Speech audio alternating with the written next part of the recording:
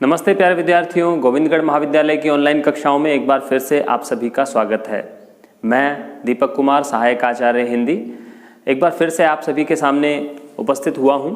और जैसा कि आप जानते हैं कि हमारी पिछली कक्षाओं में हम बात कर रहे थे काव्य गुण की, काव्य रीति की, और इसी के साथ एक बिंदु और हमारे पाठ्यक्रम में शामिल किया जाता है, उसका नाम है काव्य दोष।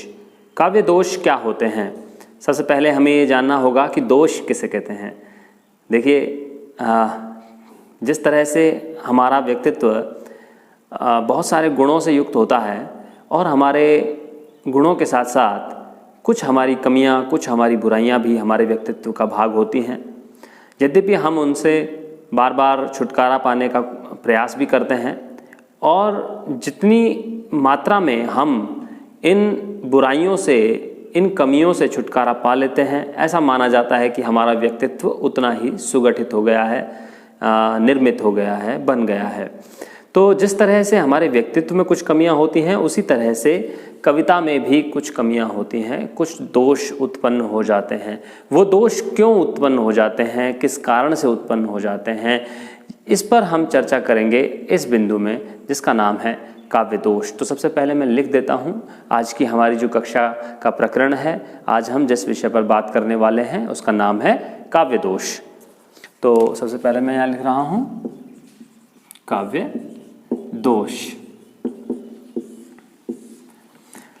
देखिए, आपने मेरी पिछली कक्षाओं को अगर आपने सुना है, देखा है, तो आपने एक नाम सुना होगा, उसमें आचार्य मम्मट, जिनका ग्रंथ है काव्य प्रकाश, संस्कृत काव्य शास्त्र के एक बड़े विद्वान आचार्य रहे हैं आचार्य मम्मट। उन्होंने कहा है, तत् दोषो शब्दार्थो स गुणावनलंकृति पुनः क्वापि। इसको मैं लिख देता हूँ बोर्ड पर, और उसके माध्यम से हम काव्य को समझने का प्रयास करेंगे कि काव्य किसे कहते हैं, उन्होंने काव्य के लिए कौन से तत्वों को आवश्यक बताया है। देखिए, उन्होंने कहा है काव्य की परिभाषा देते हुए, ये काव्य दोष की परिभाषा नहीं है, तद दोषो शब्दार्थो स गुणावनलंकृति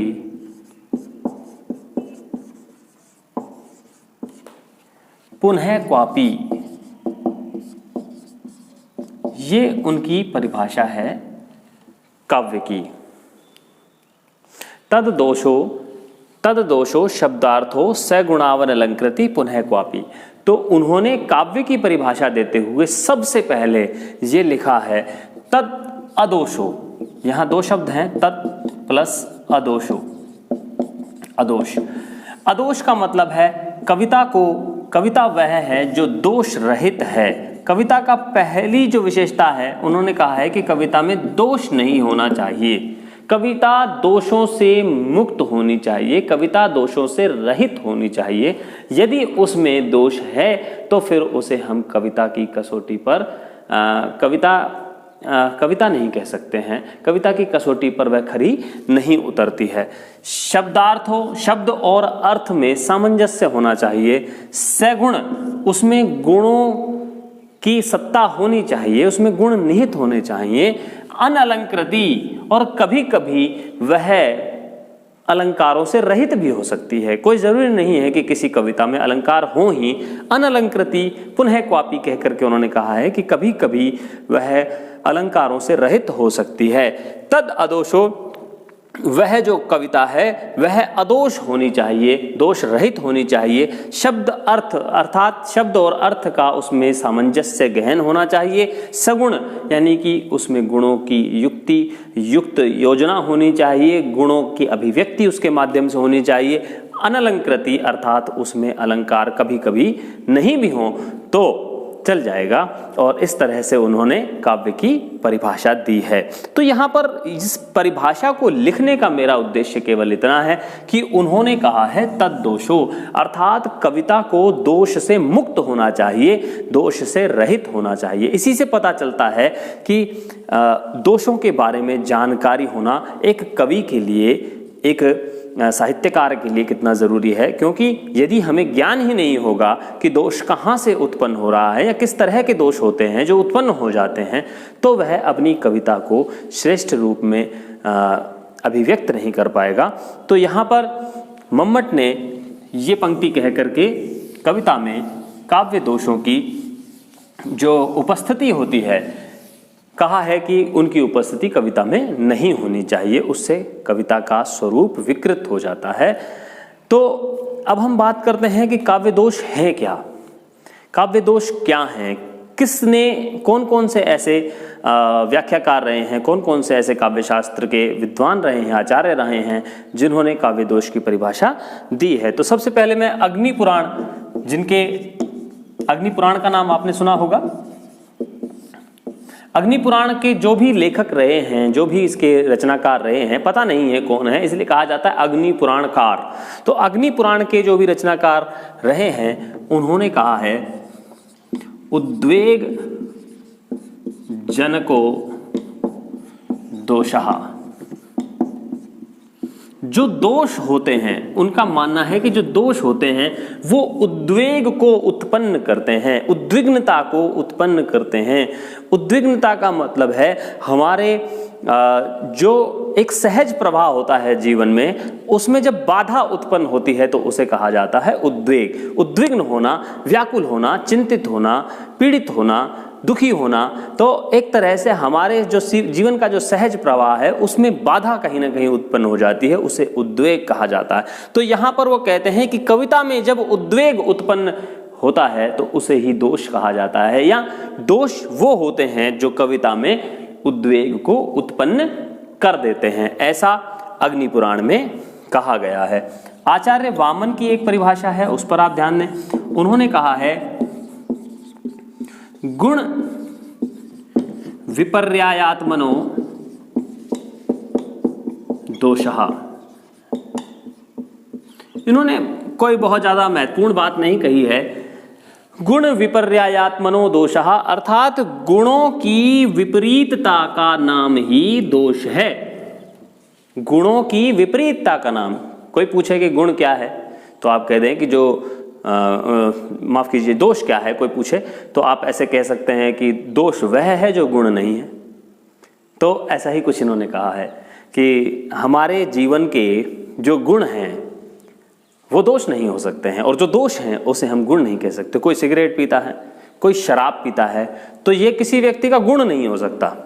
आप समझ सकते हैं, कितने भी लोग पीने वाले लोग समझ रहे हैं कि वो बड़ा कोई बहुत महत्वपूर्ण काम कर रहे हैं, बहुत गुण का काम कर रहे हैं, लेकिन वो वास्तव में गुण का काम नहीं है, उसमें कहीं हमारा कोई गुण परिलक्षित नहीं होता है, और इसे हमारे व्यक्तित्व का एक बड़ा भारी दोष माना जाता है।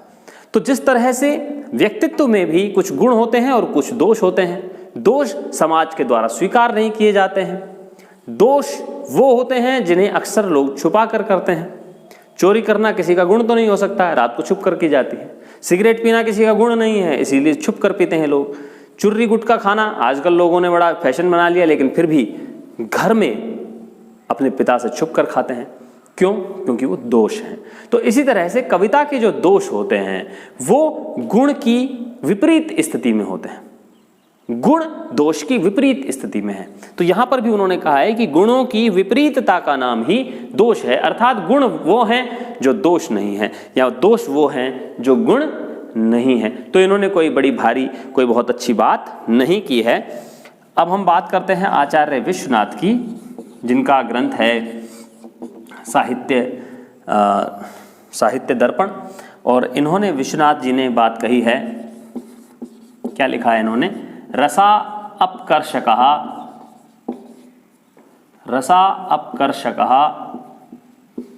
दोषः, रसा अपकर्षकः दोषः। रसा अपकर्षकः दोषः अर्थात रस का अपकर्ष करने वाले। आप समझते हैं अपकर्ष का मतलब? देखिए, उत्कर्ष यानी बढ़ाना, अपकर्ष यानी कम करना। उत्कर्ष यानी बढ़ाना और अपकर्ष यानी कम करना। तो इन्होंने अपकर्ष कहा है कि रस का अपकर्ष करने वाले जो तत्व होते हैं वो दोष कहे जाते हैं। यानी कि रस में बाधा उत्पन्न करने वाले, रस में कमी लाने वाले, रसास्वादन में बाधा उत्पन्न करने वाले, रसास्वादन में अपकर्ष लाने वाले जो तत्व होते हैं वो दोष कहलाते हैं।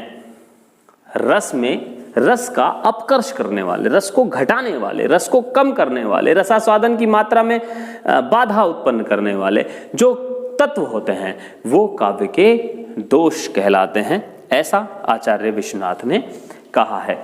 एक और भी है आचार्य मम्मट, जिनकी बात हम पहले भी कर चुके हैं। तद दोषो शब्दार्थो सगुणावुन अलंकृति पुनः क्वापि, उन्होंने कहा है।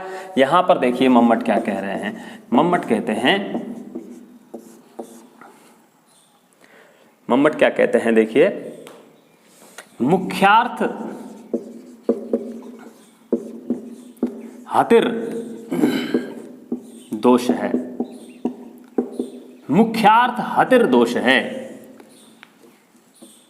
मुख्यार्थ हतिर दोष है, अर्थात मुख्यार्थ की हानि करने वाले, मुख्यार्थ का नुकसान जिसमें हो जाए, मुख्यार्थ में कमी आ जाए या मुख्यार्थ ग्रहण करने में बाधा उत्पन्न हो। देखिए मुख्यार्थ में जब बाधा उत्पन्न होगी तभी तो रस का अपकर्ष होगा, क्योंकि जब तक किसी रचना का मुख्यार्थ ही ज्ञात नहीं होगा तब तक वो भाव को जागृत नहीं करेगा, और जब तक भाव को जागृत नहीं करेगा तब तक भाव रस में परिणित नहीं होगा, रस में निष्पन्न नहीं होगा, रस में रूपांतरित नहीं होगा। तो भाव ही तो रस में रूपांतरित होता है, और भाव कहां से आता है? जब तक हम मुख्यार्थ को बोध न कर पाएंगे। तो उन्होंने बिल्कुल सटीक बात कही है कि जब कविता में पढ़ने के बाद उसका मुख्यार्थ ही हमारे हृदय में व्याप्त न हो, मुख्यार्थ ही ग्रहण न कर पाए, मुख्यार्थ की हानि हो जाए, तो वहां पर दोष उत्पन्न हो जाता है। तो हम मान सकते हैं अनेक विद्वानों ने अलग अलग तरीके से इस काव्य दोष को परिभाषित करने का प्रयास किया है। किसी ने कहा है मुख्यार्थ हतिर दोष है, किसी ने कहा है उद्वेग जनको दोष है, किसी ने रसापकर्ष का दोष है, किसी ने गुण विपर्यायात्मनो दोष है। ऐसा कह करके अलग अलग परिभाषाएं दी हैं, लेकिन सबका तात्पर्य एक है। और इसका संबंध सीधा सीधा रसों से है कि जब हृदय में भाव उत्पन्न न हो किसी रचना को पढ़ करके, या भाव को ग्रहण करने में जब बाधा उत्पन्न हो जाए, तो जो बाधक तत्व हैं, जब काव्य के अर्थ को ग्रहण करने के, भाव को ग्रहण करने के या रस में वृद्धि करने के जो तत्व हैं उनमें कहीं बाधा उत्पन्न हो जाए, तो ये बाधक तत्व जो होते हैं ये काव्य के दोष कहलाते हैं। अब कई प्रकार के होते हैं और उन कई प्रकार में भी अनेक प्रकार के दोष होते हैं, वो हम अगली कक्षाओं में पढ़ेंगे। आज की कक्षा में मेरे साथ बने रहने के लिए आप सभी का बहुत बहुत धन्यवाद, शुक्रिया।